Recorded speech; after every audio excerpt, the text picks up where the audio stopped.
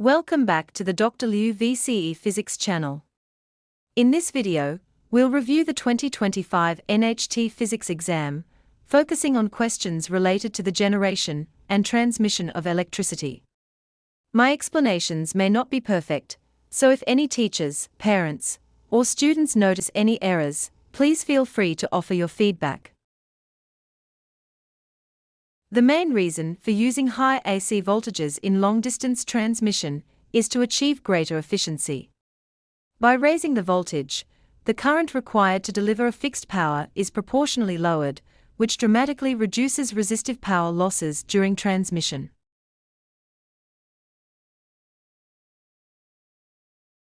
The ratio of voltages across a transformer's primary and secondary coils is equal to the ratio of their turns. For example, to step down 360V to 12V, the required primary to secondary turns ratio is 360 to 12, or 30.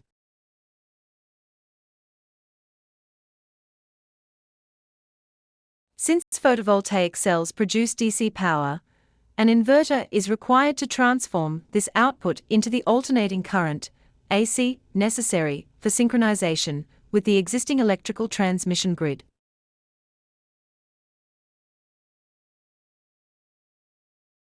Hillary and Michael live on a farm with a river that is 2.0 kilometers from the house. To run their LED lights and their low-power electrical appliances in the house, they invest in a micro-hydroelectric generator with specifications of 500 W, 220 V IMS, and 50 Hz. A schematic diagram of the micro-hydroelectric generator, supply cables and the house is shown in Figure 7. The generator has a maximum power output of 500 W. The maximum IMS current is calculated by dividing the power by the voltage, based on the fundamental relationship. Hillary and Michael notice that house voltage falls as appliance use increases. Since the current drawn is proportional to the number of active appliances, the voltage drop along the supply cables increases proportionally, resulting in the reduction of the voltage available at the house. With a received voltage of 210 V IMS and a generator voltage of 220 V, the voltage drop across the supply cable is 10 V. Using Ohm's law, the cable's resistance is then determined by dividing this 10 V drop by the 2.1 A IMS current being drawn. Emerald and Wammel are investigating the output of a model hand-cranked generator. It has several output terminals, one set for AC and two other sets for DC power. They connect the AC output of the generator to an oscilloscope.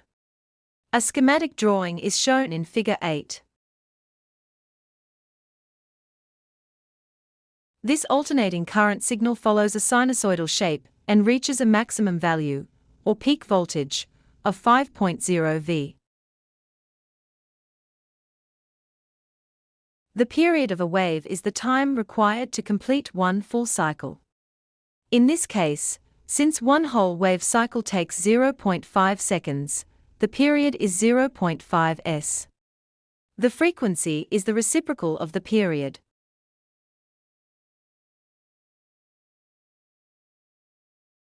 Doubling the speed at which the handle is turned means the frequency is doubled.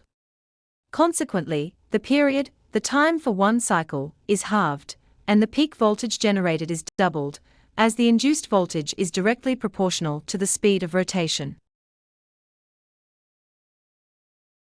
The generator produces a direct current DC, with a constant voltage of 12 V. This means the voltage curve remains unchanging, appearing as a line parallel to the time axis, because the value does not fluctuate. Efficient power transmission MCQ-10.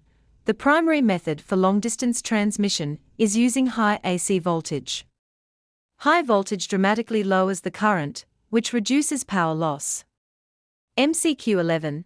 Ideal transformers are used to change voltage, with the voltage ratio equal to the turns ratio. MCQ13. An inverter is required to transform DC produced by photovoltaic cells into the AC necessary for synchronization with the existing electrical transmission grid, generator output and waveforms. SAQ9A. The AC signal has a sinusoidal shape and a peak voltage of 5.0 V. SAQ9B. The frequency is the reciprocal of the period. SAQ9C. Speed effect doubling the rotational speed halves the period and doubles the peak voltage, as induced voltage is proportional to speed. SAQ9D. DC output a constant 12 V. DC appears as a straight line parallel to the time axis on an oscilloscope. Voltage drop and resistance. SAQ8 by a voltage drop when more current is drawn, more appliances. The voltage drop increases proportionally across the supply cable resistance, leading to a lower voltage at the house. SAQ8B. Resistance CALC. Cable resistance is found using the measured voltage drop and the drawn current.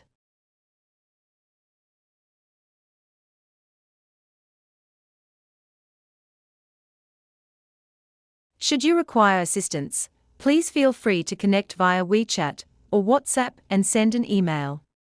Thank you for your attention. Kindly note the details of Dr. Liu's VCE Physics, Chemistry, and Biology channels.